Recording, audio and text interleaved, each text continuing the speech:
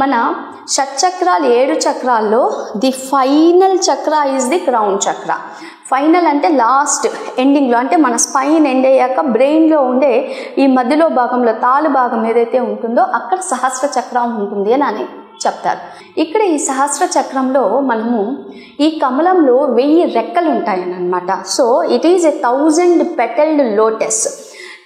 ఇంకొకటి సహస్రారా అని కూడా అంటారు. సాంస్క్రిట్లో సహస్రారా అంటే 1000 ఫోల్డ్, అంటే 1000 కన్నా ఎక్కువ. సో ఇది ఎప్పుడు ఓపెనింగ్ పొజిషన్లో, అంటే 1000 పెటల్ లోటస్ అంటే చాలా పెద్దది, విప్పారిన పద్మము.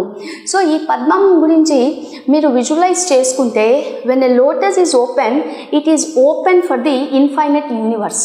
యూనివర్స్ అని అనగా మనం మొత్తము ఈ ప్రపంచంలో ఈ సృష్టిని కానీ తీసుకుంటే సహస్ర చక్ర ఏం చెప్తుంది అని అంటే there is a bridge between ఆత్మ అండ్ పరమాత్మ. మనిషి పర్సనల్ అంటే కాన్షియస్నెస్, మనిషి ఏదైతే ఉన్నారో మనిషి నుంచి మనము దైవత్వానికి, ఈ రెండిటికి బ్రిడ్జ్ లేదా ఈ రెండిటికి మధ్య కనెక్షన్ని క్రియేట్ చేసేది నేను, నా చుట్టూ ఉండే ప్రపంచము, ఇందులో దైవత్వం అనేది ఉంది. ఈ రెండిటికి కనెక్ట్ అవ్వాలి అని అంటే సహస్ర చక్ర అనేది ఓపెన్ అప్ అయి ఉండాలి.